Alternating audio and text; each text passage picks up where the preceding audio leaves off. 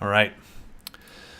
After a brief water break, we are now ready to start writing some code. So remember, I took down the URL, and we have a relative idea of how the data is laid out, I think. So the library I always use is requests to make HTTP requests. And the first thing I'll do is I'm just going to send out a quickie little get request to make sure that everything's working properly. So let's just do that. I'm going to put a print there, set a breakpoint, and I'm going to click play. All right, and let's run this. Okay, so the breakpoint got hit. I'm going to jump into debug probe, which is like the console in our Chrome developer tools. And I just want to know response.status code. Was everything okay? It was. Response.content. All right, so there is our big hex mess. Okay, so, and I see that this is all raw character codes. So we actually need another library to convert this character code here, /x03, into a real number, which would be 3. So how we do that is with struct. So let's import struct. And what we're going to do is go version. Let's see if we can get this right. I haven't used struct in quite a long time, and I think it's unpack. Might be I for the length. And we want, so I'm going to actually give this a different variable name here. We're going to go ship data equals response.content. So what I want to do is I'm going to just go ship data. But I'm actually just going to use the debug probe to test this out. Oh, and I only want the first byte, so ship data 0 actually, because we know that the first byte is the version. That's what we have up here. So wait for the breakpoint to be hit. That means this code won't get run. And we'll see. All right, let's have a look.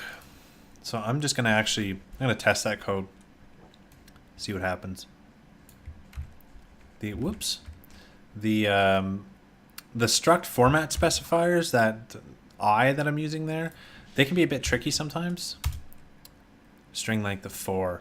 Okay, so we're gonna have to jump. Let's go back to our browser here, because I'm gonna have to look up the Python struct format. Struct interpret strings as packed binary data, and I know there's a table here somewhere. Oh, car C. All right, well, we'll leave this open because my guess is I'm going to screw this up more than once. So let's try that again. C. No, that's not what I wanted. I don't want the actual this back. I want the proper, is it a B then? Let's see.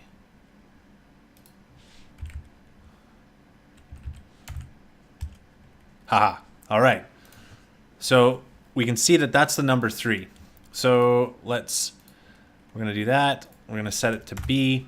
And then we know that the first member of this tuple being returned is the value we want. So here we're just going to go 0. So now we know the version. We can do a little fancy string like verified version. Go version. So now we'll get version 3. Excuse me. Everybody loves a burp in a YouTube video for sure. All right, timestamp. So that's the next D word, and a D word is 4 bytes. So what we want to do here is go timestamp equals struct.unpack, and a D word is 4 bytes, and I believe we can use an L for that. Yes, we can. So L, and we're going to go ship data 0 to, 1 to 5. My gosh, I'm a little rusty here. Because I'm on a 64-bit system, I'm wondering? Could be. Let's try I there. So I. Cool. So that worked. So a long on my 64-bit system is actually 8 bytes long. So we needed to pass in I, which looks like the valid timestamp. So I. Okay. So we've got the timestamp, we've got the version. I'll just put another message there. Print timestamp is this. And we'll go timestamp. Okay, so that deals with kind of the first chunk of the message. It tells us the version, the timestamp, and then we have repeating ships. So this block repeats. How are we going to deal with that? So we're going to need a loop. And we'll have to set an index, which will start at 6. 1, 2, 3, 4. Yes, we will. We'll see if this, because we need to start 0. The first one is there. That's the version. 1 through 5 is the timestamp. And then 6 will be the byte of the first ship. Right, I think. I'll screw this up 100 times before the video's over. So the index is 6. And what we want to do is say, while index is less than the length of response.content, let's execute this loop. So the first thing we need to do is go, you know, this is kind of ugly. This is going to get ugly fast.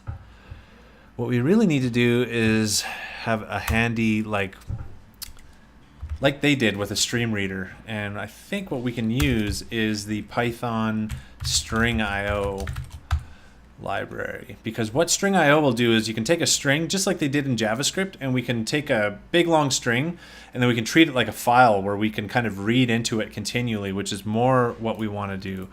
So what I'm going to do is ship data is there.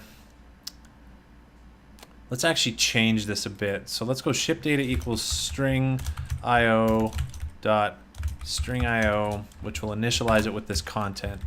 Now what we want to do is we're going to, instead of ship data 0, we're going to go ship data read. Holy. Okay. Ship data dot read 1, because we're just going to read the first byte in. We're going to unpack it. We're going to return that. And same here. What we're going to do is go ship data dot read 4, which is a D word. And then we're going to unpack that and return that value there. And now let's just, I'm going to put an empty print statement so I can set a breakpoint, and we'll give it a run and see if everything works. I'm going to take a drink while I have a chance.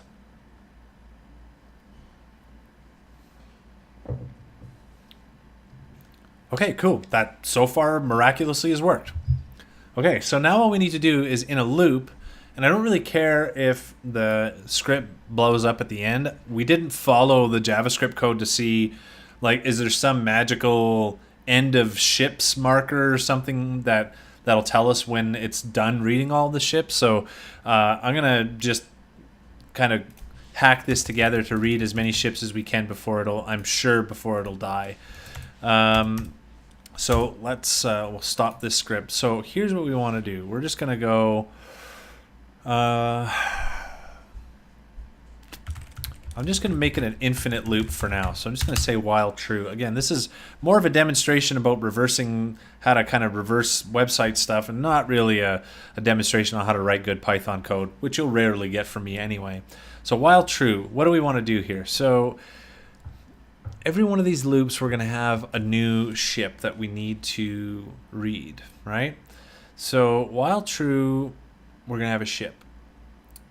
And so if we go ship equals, I don't think we even need to do that actually. What we can do is go, let's just name some variables. Let's just start with that. So unknown 1 equals ship data dot read 4. That's our first D word there. And then we have time, we're going to call this S timestamp. Well, let's give it a proper name. Ship timestamp equals ship data dot read 4, because that's the next D word. I like lining my equal signs up. It's easier to read. All right, the next one is that string. So ship name equals that string. So let's actually build a little string. We're going to do our own read string function. And so we'll need to pass in ship data, which is our string IO. And if we remember from our JavaScript reversing, so I'm going to just create the function right here. Whoops. Sorry, I keep fat fingering the keyboard. So I'm going to go def read string. This is the function. Ship data is going to get passed in. The first byte was a length field. So string length equals ship data dot read 1. So we're going to read the first byte. And then the ship name actually should just simply be ship data dot read that amount, the string length, and then we can return the ship name. All right, so let's try that. And let's go print, and we'll just run this up to this point.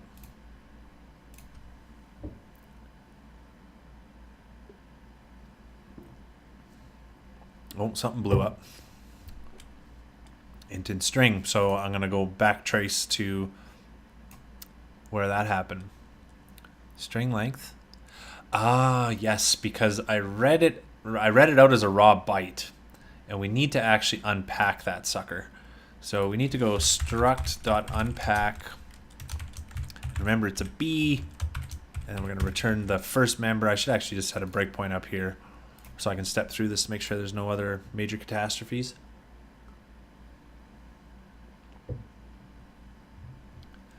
Right. So I'm going to step over, ship name. Cool. Looks good so far. So let's stop, because this will blow up down here if we just let it run, because we haven't read the full chunk of data out yet. So let's do that. All right, so we got the ship name. Then we have a byte, which is unknown. So unknown 2 is ship data.read 1, which is a byte.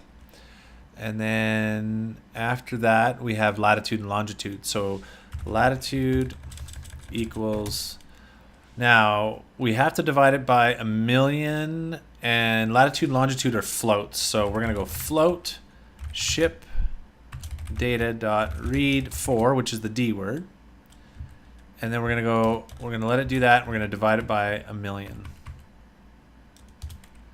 Longitude equals float ship data.read another 4, divide that by 1,000,000.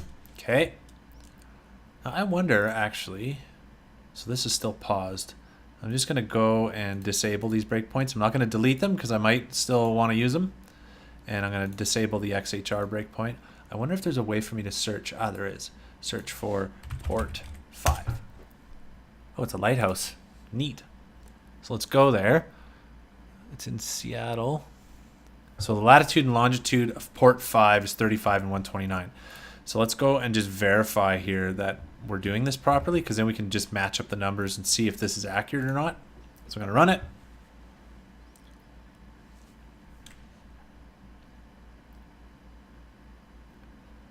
Oh, forgot this breakpoint up here. I'm going to run it again. Uh-oh, something blew up. Could not convert string to float. Oh, yes, because we have to unpack it first. Yes, we do. We have to go struct.unpack. You know, we should almost break this out. This is getting a little ugly. So I'm going to go raw lat equals struct.unpack. We need to use a I, and we're going to go ship data.read 4 and return the first member, and then we're going to go raw lat there. Sometimes the autocomplete there on Wing kind of irritates me. All right, now we're going to go raw long equals struct.unpack I ship data.read that D word and return it back there. And we're going to say raw long here. Raw long. All right. Okay, let's try this again.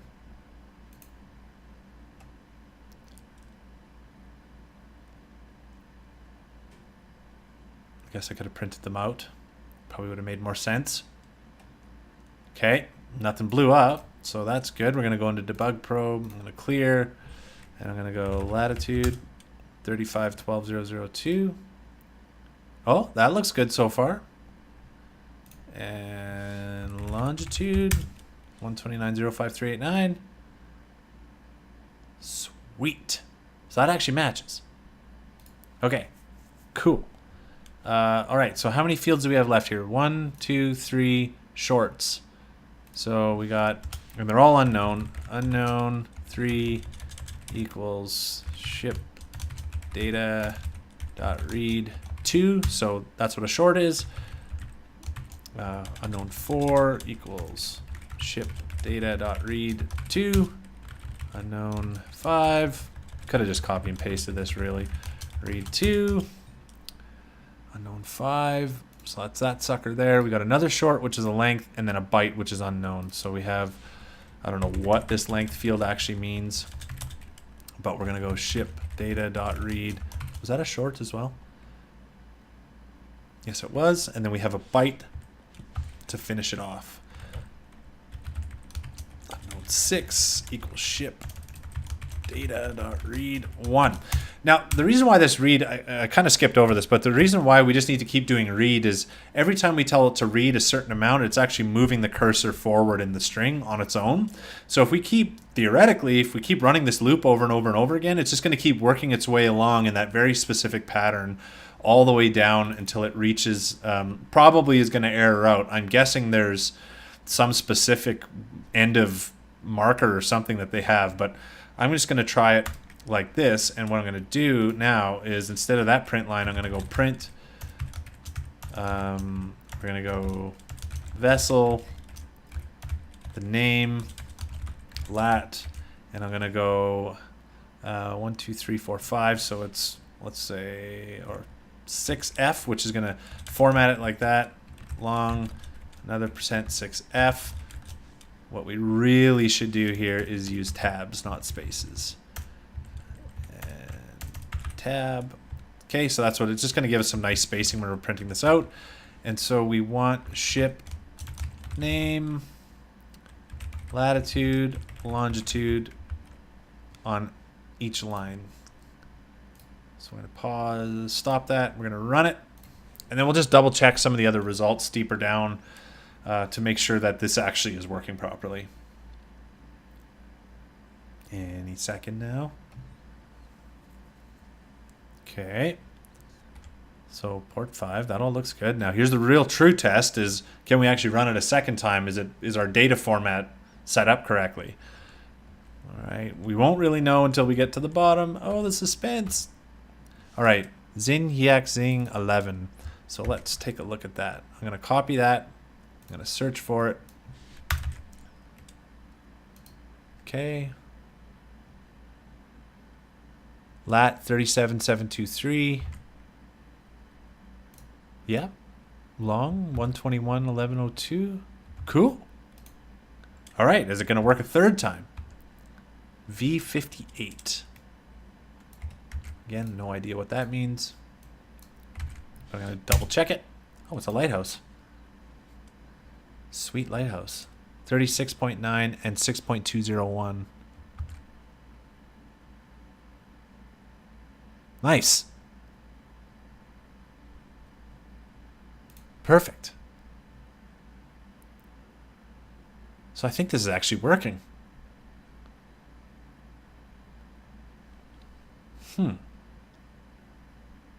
Let's see here. Let's just run it. Now let's run it full bore. Wow. Oh, and it did finally blow up, which can be expected. But it looks like it has pulled out all of the vessels, which I'm assuming includes lighthouses and everything else, and put them in here for us. So let's just pick another random one deep into the, so let's go CBA platform.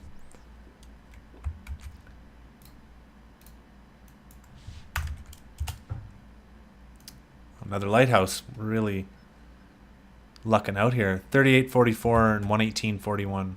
3844, 11841. Huh, it works. So I guess that's that. I have no idea where it ends and how. But based on this output, I'm guessing we've captured pretty much everything. I guess one thing we could do is we could look at the last one here, HOU 7.5V, and I'm going to close all this. I'm going to go back to my network tab. Here's the services ship. So let's just scroll to the very bottom, and let's see if that is the last sucker. Oh no, this looks like completely different output actually.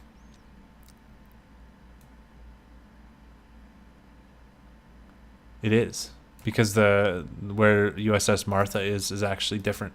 So I wonder if we pass in that MTS parameter, if I can actually mirror exactly the same, or like exactly the same output as what we see here. Let's give it a test. So I'm going to copy the link address, and I'm going to take it into my Python file here. And we're going to include that MTS parameter and see. So when the MTS parameter was set to that, the first ship was at Xiang Hiaxing 11, and the last ship was, I say ship, but obviously clearly they're lighthouses and everything else, Aton 1608. So let's run it again.